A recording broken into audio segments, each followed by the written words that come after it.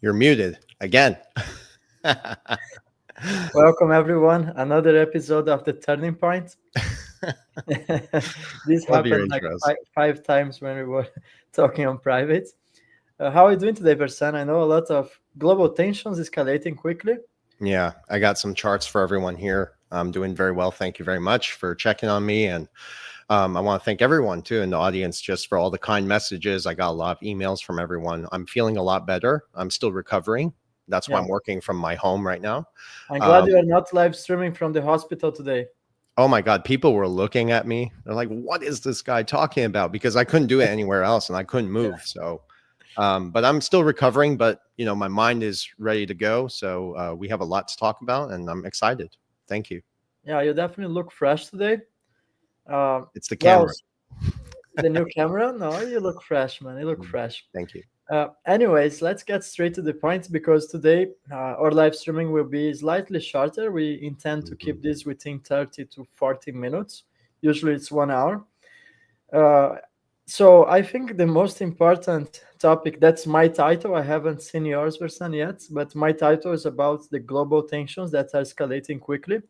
You guys do remember I went to Israel a couple of months ago, sorry, like one month ago, 1.5 months ago, Mhm. and just the day I came back to Greece from Tel Aviv, they had actually been struck in the airport with some bombs in the airport. And I remember telling on this podcast that I expected the global tensions to rise and the Middle East conflict to get substantially worse. And that's the feeling I had when I was in Tel Aviv just a month ago.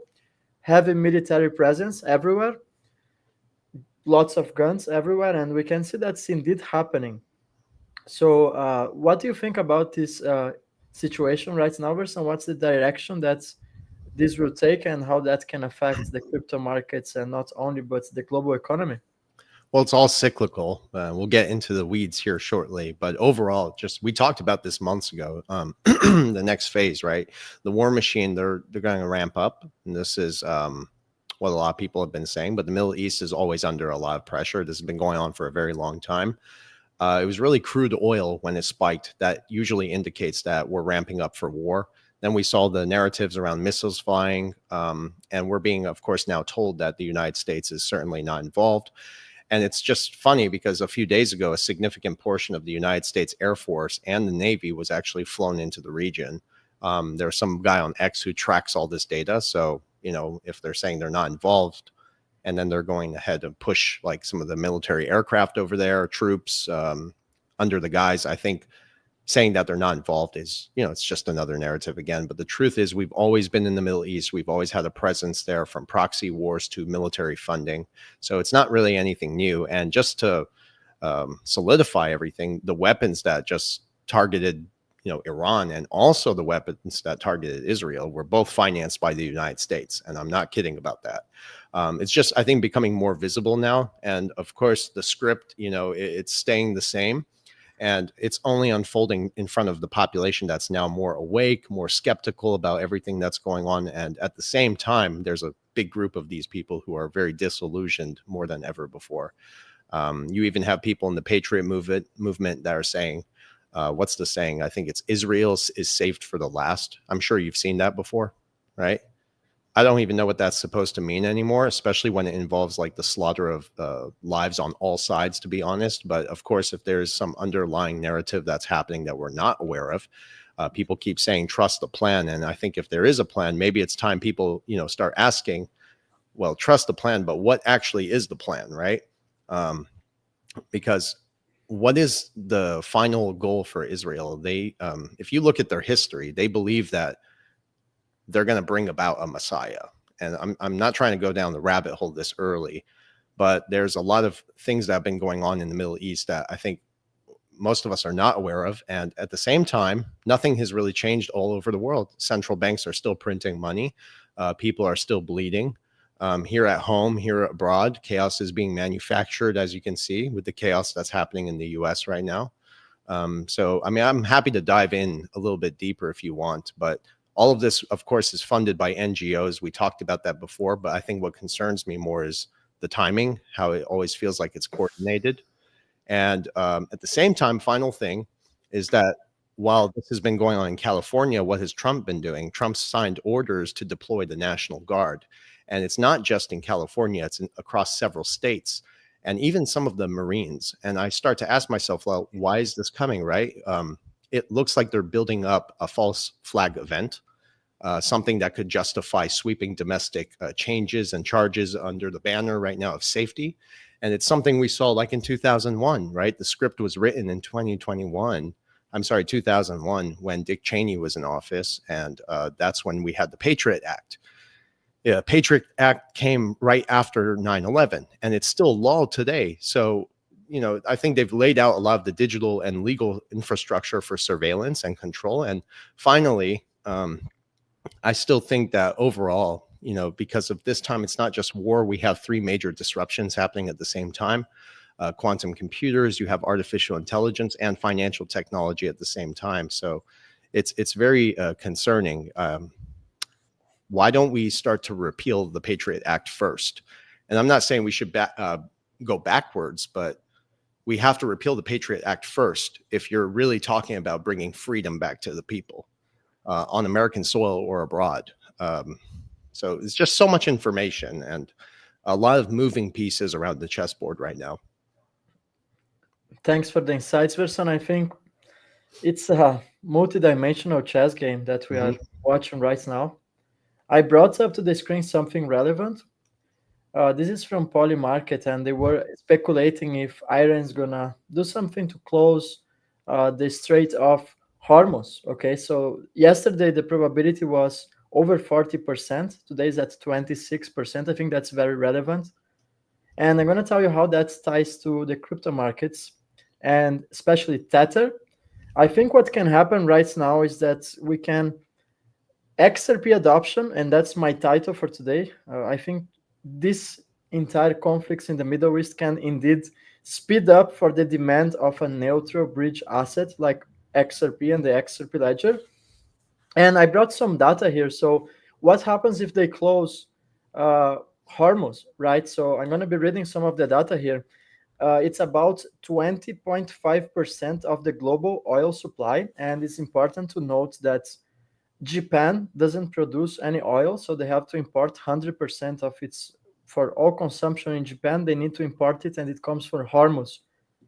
So if they close this Hormuz, what happens is that probably Japan is going to be forced to raise interest rates. And when they do that, we know that Japan also holds over $1 trillion in US Treasury bonds. And the first thing that would happen is a reverse on the carry-on trade. And I think Japan would be forced to dump US treasuries, and that can have a domino effect where nations start to dump US treasuries.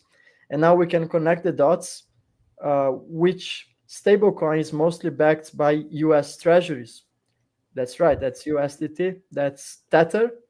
We know that they are not backed one-to-one to the US dollar as it should, as a stablecoin, or perhaps a basket of, let's say, precious metals or something that would be something more tangible, but that's not the case for Tether. So we can really see this outcome for, perhaps it will be the reason for a depeg of Tether. How crazy that is. Everything might start in Japan because they might close the Hormuz, and I think the situation is going to escalate. As we see here, they're giving a 26% chance.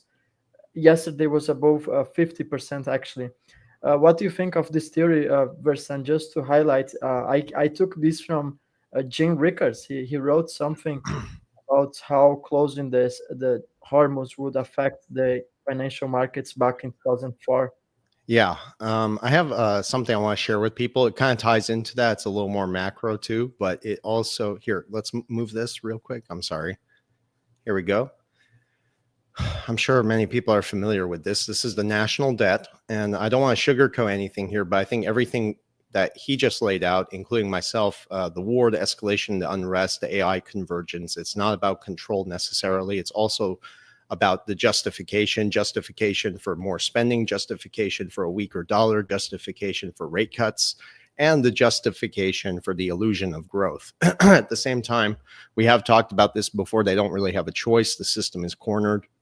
And I think when you're cornered, you begin to inflate. This is what they're going to do. So essentially what they're doing is setting the stage to inflate the debt away. That's typically what they do. The real agenda, and I think that's about making asset prices go even higher. They're going to print until the charts begin to snap. The Fed already knows it. Markets are already pricing it in. Typically when there's war, there's a lot of spending too. We may see another correction triggered by some black swan event. Who knows? It might be geopolitical. This could be it too. And Tether would certainly be a black swan in this event, right? Which would trigger a massive correction in the markets, also accelerate the need for utility infrastructure. And that does include XRP. We'll talk about that later, but it's not speculation what I just laid out and what you did too. I think overall where we're at right now in the cycle is we're going to see a lot of money printing. Look at all the other videos out there. People are saying the same thing. It's true. It's already started. And again, it's going to create the illusion of the economy that it's recovering, just like it did in 2020. Only this time, I don't think it's really recovering from a virus. What we're actually recovering from is the collapse of trust in the entire system. And for those who are obviously positioned correctly, those who understand timing, the technology, the value of how all of this is converging, you're going to see the next bull run that is going to come could certainly be life-changing, because when they print, multiple things happen at once. Number one, and this ties into Tether as well, they're going to collapse the old debt-based system, but by inflating it into oblivion. At the same time, we see the evolution of that new system by absorbing the collapse into a new monetary layer. That's that infrastructure. And just to add to your point, war is going to accelerate the need for a neutral bridge reserve asset. So there's a time and place for XRP to do its thing. But I think RLUSD plays such a big role in this. That's why they're pushing so hard for RLUSD. They're pushing for the whole stablecoin thing. It's not about CBDCs necessarily. It's just about the evolution of the dollar into a more controllable, interoperable format. And I think this has been predetermined if you look at the research, but you could see the strategy of where this is all going. You know, they're stalling regulation, they're delaying clarity. And I think what they're doing is using Bitcoin later on down the road as exit liquidity.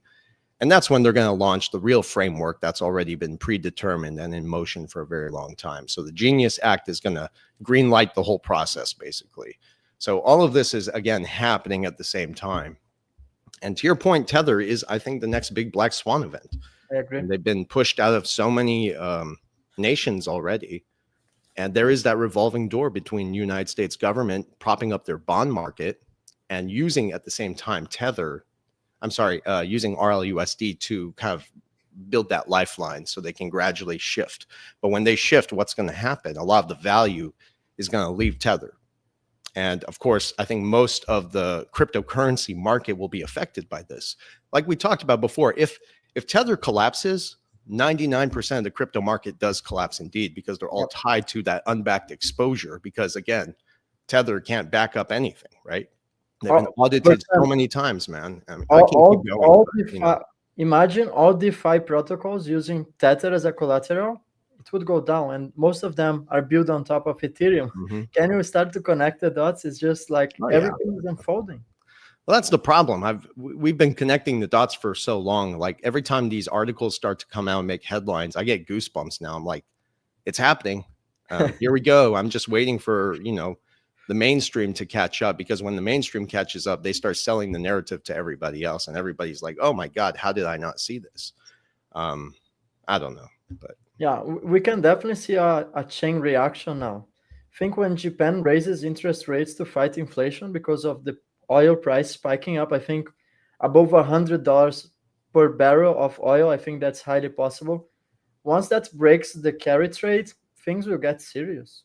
And considering that yesterday the chance was 50%, I'm starting to think that the geopolitical tensions are going to get far worse. I heard from Pakistan already bringing on the nuclear weapons. There was an article I read today. I think you also said something about airplanes, military airplanes, I think from Germany. I also read something this morning that were getting involved. And now Donald Trump comes out and says he wants peace for the Middle East, but he strongly advises Iran to not mess around with the United States. So I think they are communicating what's about to happen next. And Think about this. Once the arbitrage breaks, global liquidity dries up. We're talking about the carry trade in Japan and which assets are liquidity providers.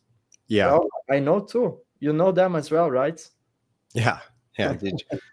What was that? What was that tweet I put out? I didn't write it the way I wanted to, but I was saying, like, when I think about holding XRP, I want to get paid to be a liquidity provider when that demand is there.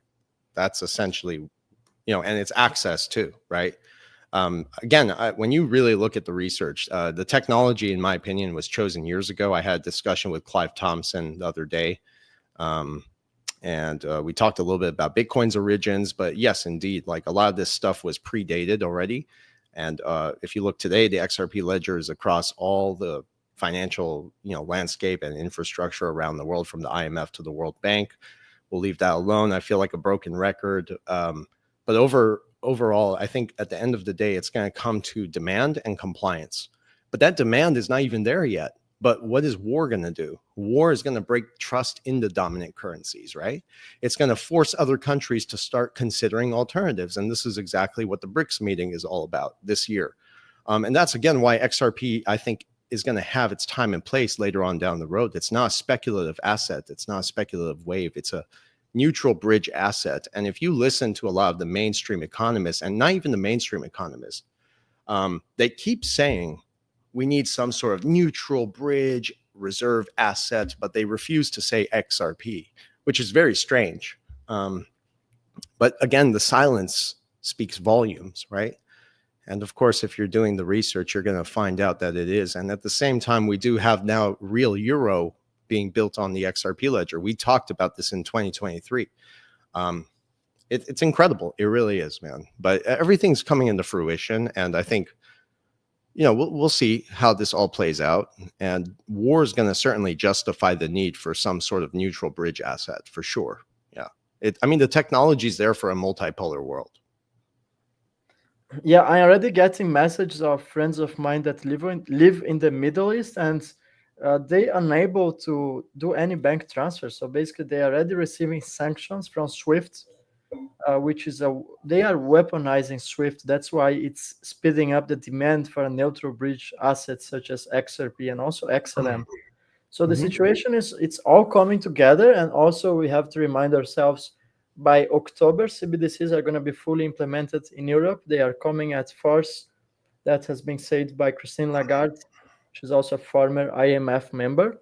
And there is something that I love. You wrote this article a couple of days ago, Versan, and for me, it's more than an article. You gave me a call, and I call this a revelation. I think that's what it is. And you come with this powerful statement here, which is about tokenization is both the great staking and the great wealth transfer in history. Do you want to elaborate a bit on that? And meanwhile, I advise everyone, you can find this article that Versan wrote. It's not an article, it's just a tweet he did put out, but I think there's a lot of relevant information there.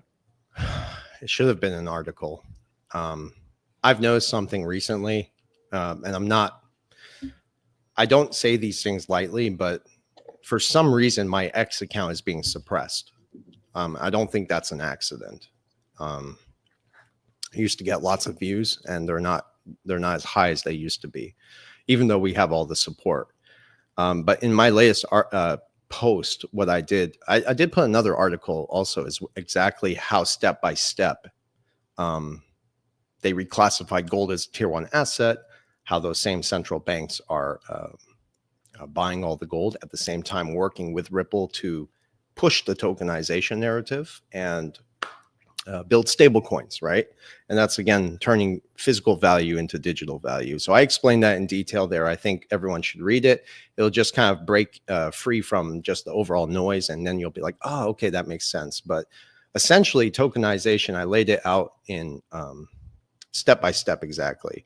But when global liquidity, the wave starts to hit, it's not just accidents, engineered again to justify also higher gold prices and whatnot. And because gold now is a tier 1 asset class under Basel III, the silent support structure behind all of this is going to level the debt playing field, right? But when you start to look at the rise of tokenization, it's essentially redefining the meaning of ownership of physical assets. And that's exactly what they're doing there. Tokenization is both basically the great wealth transfer, but at the same time, it's the great taking.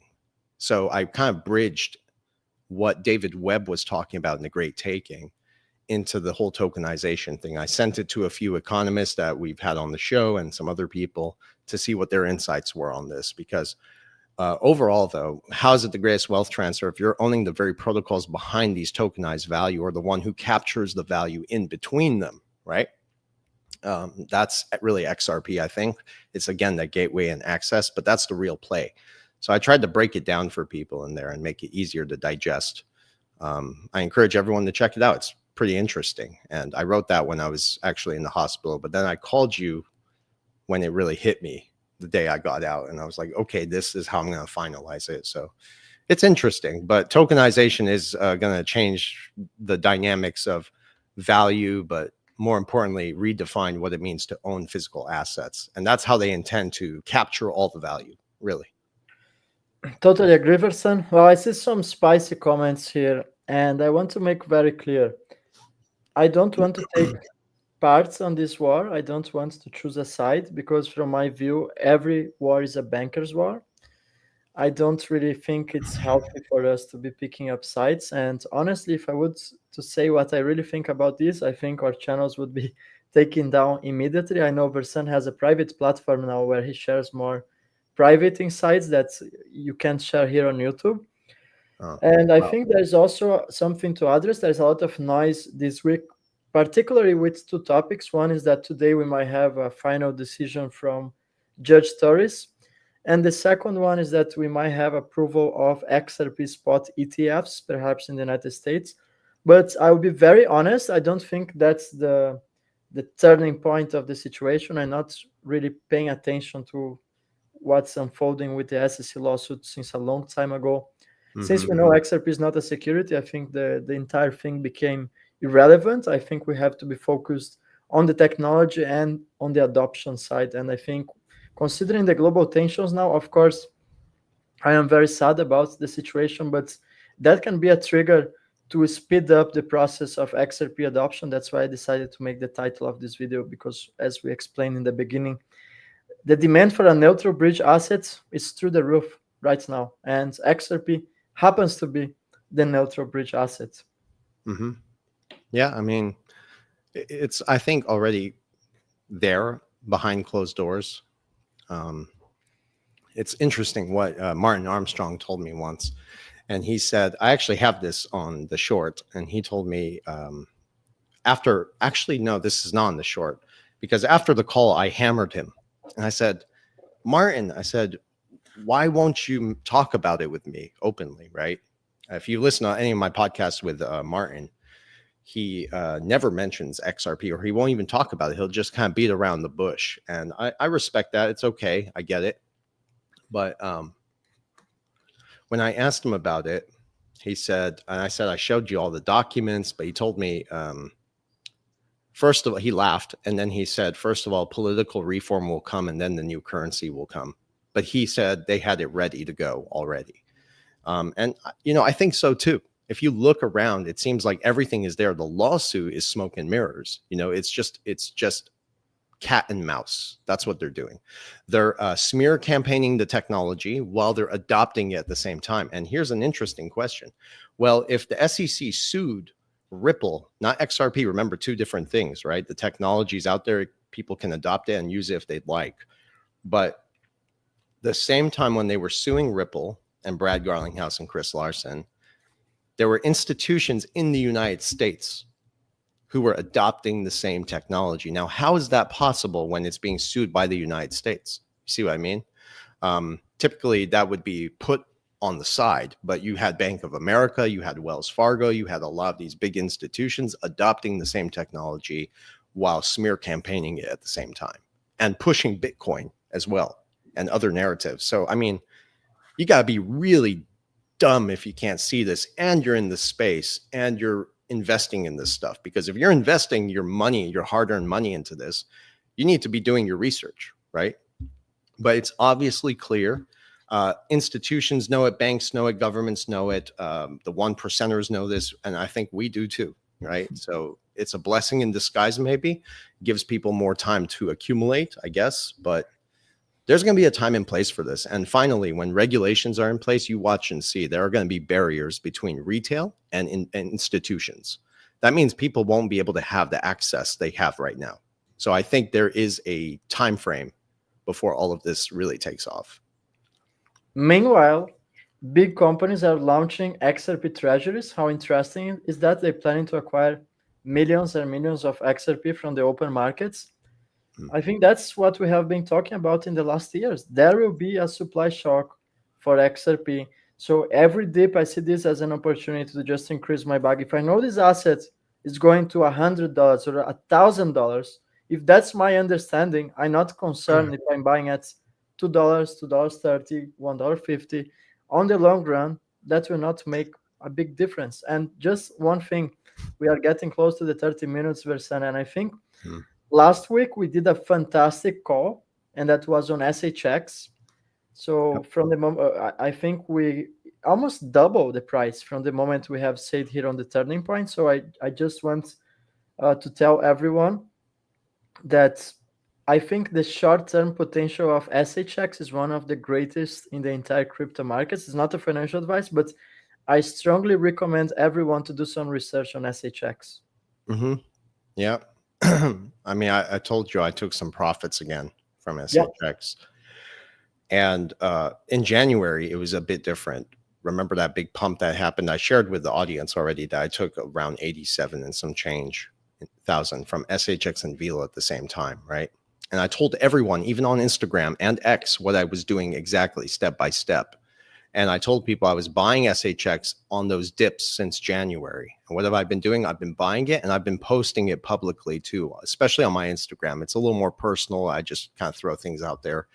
And I showed people what I was doing in real time. And just the other day, when before the Israel fiasco began, I saw the same patterns forming again. And there were some people in this space who were screaming that markets are about to explode upwards. And I hate to say this, but they were wrong again. And the same technical analysts said, hey, we're going to moon. And they were wrong. They just ignored the geopolitical events. That's my point. Like, what was I doing? So when I'm looking at a market about to blow up, I don't just check M2 money supply, money velocity. I don't just check the debt market as well, but I do check crude oil. And when you look at crude oil, it kind of tells you everything you need to know about the direction of the economy, right? So when I saw crude oil starting to climb, immediately I looked at then the headlines on X, and I saw people posting all the stuff about Iran and Israel. I was like, okay, I see what's going on here. So I just took another $22,000 in profit. And this is not from my long-term SHX holding. It's just a small tactical position. And once again, I didn't just make money because right after I did that, it took me 15 minutes to cash out. I rotated those profits into gold. And then when the conflict escalated, gold spiked. So my wealth actually grew and I took some profit and I was able to put some cash in on the side, I'm sorry. And what have I been doing since then? I've been buying everything on this dip. And I'm going to keep riding the wave, not fighting the current. And that's just short term. That's just short term. That's not, I don't touch my long-term stuff, but I actively try to make money in these cycles and just through the hype and the media, because our economy doesn't build on GDP anymore. I mean, Versan, there's no choice. With the cost of living going through the roof, you can't just rely sometimes on holding for the long term, because let's face it, we have to pay for bills. We have to make for a living, right? That's why I also actively trade. I don't fight the markets, as you said. And honestly, I think right now everyone has to take a moment and watch not the charts of crypto, not the charts itself, but the global tensions. That's what I am watching right now. And that's what's going to dictate what happens next with the price of digital assets before the big institutional candle that we're going to have for XRP at some point is going to be inevitable. But if you want to have an idea of what's going to happen on the short term, forget technical analysis and look for the global tensions. Yeah, there's going to be a time and place for XRP. I keep reminding people this because with the whole XRP thing, we got in early. We're humble. We're grateful for that. A lot of people did too, but I don't touch it. I don't even watch it anymore like I used to. when I was embracing the technology at one point. I still try to talk about it because every digital trace goes back to Ripple and some of the other infrastructure that we've talked about, including Stellar and Hedera Hashgraph. I treat those three the same, by the way. But I don't touch them. I just, every now and then, if I see a real opportunity, I'll add a little bit to my position, but I don't touch them. And I really don't even pay attention to the noise around it anymore. You know, I'm focusing on how can I build residual income? How can I remain more relevant to society as artificial intelligence begins to dominate? Maybe model that into my infrastructure. But that's really it. You know, I try so hard to stay off social media. I've talked to you about this off record, Edo, but there's a lot of noise on social media. And sadly, it even provokes emotion, like anger, hatred, division from all the nonsense you see out there. So I think just looking at the bigger picture of everything is easier, not the micro takes anymore, not the bait, the clickbait. And yeah, we're at a crossroad in society right now where if we're going to navigate this the right way, people need to think for themselves, not just react, and be patient. Patience is probably the hardest thing I had to learn. 4 years changed my life, but you know, I continuously played the markets at the same time to earn residual income every now and then if I could. Totally agree, Versan. I think we can jump definitely to some final thoughts here. I want to call to the attention of everyone that they are using artificial intelligence to try to scam my followers. That's very, very, very sad. Someone lost about $20,000 just a couple of days ago. They sent me the screenshots. So what they are doing is they taking videos of mine, even sometimes when I am live, and they recreating it with some sort of AI where I can understand my voice is not myself, but someone that doesn't know me so well perhaps can fall for the trap. And they also creating like fake badges of events and pictures. It's insane. The level of things they are actually doing, it's insane. So please, everyone, I'm not reaching out anyone for any sort of investment platform where you deposit $10,000 and tomorrow you have $20,000. That's not how it works. So be very careful with impersonators. I promise you, every week someone gets scammed, and we're not talking about small money. It's in the thousands, and it's very sad. So that's why I want to make this very clear. Versan, any final thoughts? I know today we're keeping it short, so Yeah, I'm gonna be direct with the audience. You know, I think what we're doing on this channel, and it's not just you and I. My brother, I speak for both of us, and you know, when he's doing his thing, he's trying to grow his channel right now, and I appreciate that. But David, we just spoke before we did the turning point today. He's coming on next week. Nathan might be joining us as well. This would be great, and hopefully Vindel. We got some exciting news. We'll share that with you sometime next week. Hopefully we can get more information on it. But what we're doing here is trying to raise awareness without inciting fear into anyone here. I think there's enough panic already out there. We need more clarity, more insight, more perspective. And that's, I think, why this community actually stands out. And if I'm not mistaken, Edo, isn't it true that people from Ripple actually watch our show? that's a fact. I got this information on the XRP Las Vegas, and we are working on something big. Yeah, I can promise you. See, that's incredible. And also, we've heard from economists actually comment to my brother privately, and he shared this with me, that a lot of guests don't even come on our show because we're too close to the sun. Those were his words. Basically, we're hitting some of the topics that resonate with a lot of these people. And maybe that's why our community is small, but you're here. My final message is this. It's like, if you value what we're doing here, and we're doing this together, it's not just me and Edo and David, right? We're a community. This is our family. And if this content actually makes you think and not just react, help us grow. Try to get this channel to 100,000 subscribers. I mean, I've seen people out there who are putting nonsense out there, reading off teleprompters, and that's not news. I'm sorry, you know, and they have 200, 300,000 subscribers putting bullshit out there. And what they're doing is putting headlines out there and just justifying what's behind the headline without actually understanding it. So try to help us get to 100,000 subscribers. So support our work. That's all I'm asking for people, because we don't just offer financial wisdom. I think there's heart in this, there's authenticity, there's truth. And that's the reason some of you are a part of it. So thank you. Totally true, Versan, and a lot of consistency. We have been doing the show every week for over almost, I don't even know how long. I'm terrible with dates, but for over a year, we never fail basically. And yeah, thank Yeah. you everyone. If you can share your location in the comments, that helps us with the algorithm. What I mean by that, drop which country you are in. You don't need to give your street name or something like that, but just drop your country in the comments. That's gonna help definitely us with the algorithm. And yeah, thank you everyone. We're gonna see you guys next week. Nathan, by the way, is in Athens, so I'm gonna be meeting him in person. It's gonna be very cool. And next week, I am probably gonna have David and Nathan to the show. So yeah, Mm-hmm.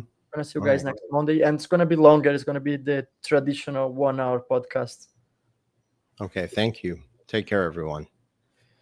Thank you, everyone.